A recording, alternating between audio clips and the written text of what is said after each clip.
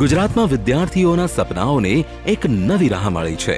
રાજ્યના તેજસ્વી વિદ્યાર્થીઓ માટે આશાનો કિરણ ઉભરી આવ્યો છે। રાજ્યના તેજસ્વી વિદ્યાર્થીઓ શહેરમાં ભણીને પોતાની ઉજ્જવળ કારકિર્દી ઘડી શકે તે માટે માનનીય વડાપ્રધાન શ્રી નરેન્દ્રભાઈ મોદીના સંકલ્પને સાર્થક કરતા માનનીય મુખ્યમંત્રી શ્રીની આગેવાનીમાં સામાજિક ન્યાય અને અધિકારિતા વિભાગ દ્વારા સમરસ છાત્રાલયોનું નિર્માણ કરવામાં આવ્યું છે।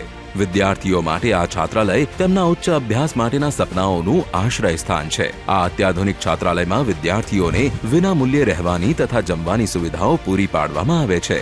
આ છાત્રાલયોમાં અનુસૂચિત જાતિ, અનુસૂચિત જનજાતિ, વિકસતી જાતિ તથા આર્થિક રીતે નબળા વર્ગના વિદ્યાર્થીઓ એક જ છત નીચે રહી અભ્યાસ કરે છે અને સામાજિક સમરસતાનું ઉત્તમ ઉદાહરણ પૂરું પાડે છે। અહીંયા ક્લિનિંગમાં, હાઇજીનની બાબતમાં અને ફૂડની હાઇજીનની બાબતમાં બહુ જ કાળજી રાખવામાં આવે છે। સમરસ જે હોસ્ટેલ છે, જે એનો મિનિંગ છે સમરસ, બધું એક રસ્તા થઈને બધા રહેતા હોય છે, એ અહીંયા મને એવું લાગે છે કે સિદ્ધ થાય છે અહીં।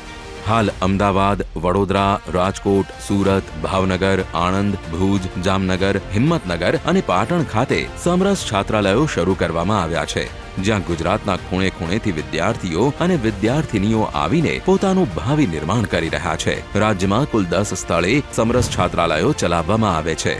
આ સમરસ છાત્રાલય ફક્ત એક ઇમારત નથી, પરંતુ ગુજરાતના વિદ્યાર્થીઓ માટે ઉજ્જવળ ભવિષ્ય નિર્માણના પગથિયા છે।